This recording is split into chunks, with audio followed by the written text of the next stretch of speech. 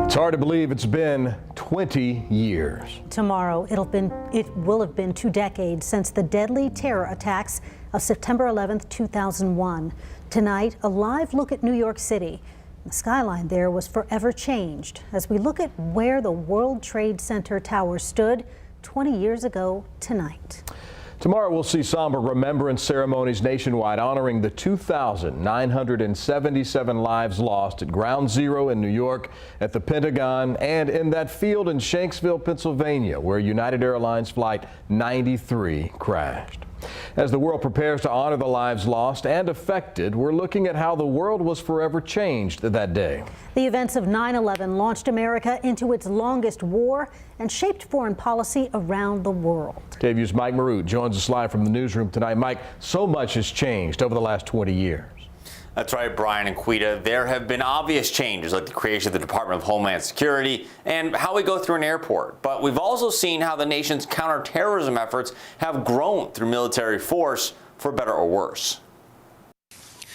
Today, we've had a national tragedy. When hijackers and planes attacked the United States, the world changed. That threat had been building since 1993 and even before that. Texas Congressman Michael McCall's background is in counterterrorism and national security. The events of 9/11 led to fundamental changes in policy, creating the Department of Homeland Security, expanding the reach of presidential powers and the military. It would be very difficult to pull a 9/11 scale attack, I think, today. With that great amount of sophistication. But the changes made have not had all the desired results. It hasn't really changed the amount of people dying from terrorism in the United States.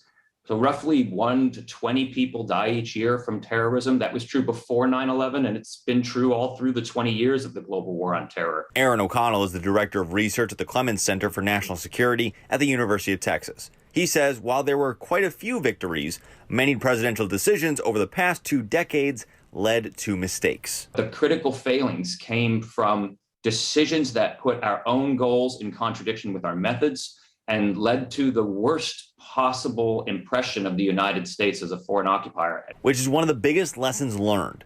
He says nation building through military action does not work. Those military campaigns are the things that have been most destructive to the world and to American values at home and to America's society. So after 20 years and with the United States military leaving Afghanistan, how do we continue moving forward? We can't abandon the diplomacy. We can't abandon the U.S.'s role in the world. We still have to move forward with a intelligence capability to have eyes and ears in Afghanistan, but also in the region where we have gone dark. This will have major national security consequences if we don't fix it. O'Connell also told me just because U.S. troops left Afghanistan last month, that does not mean the war on terror is over. President Biden still has the powers granted to his office in the days, weeks, and months to root out terrorism anywhere in the world. Brian, Quita. KVUE's Mike Marut live in the newsroom for us tonight. Mike, thank you.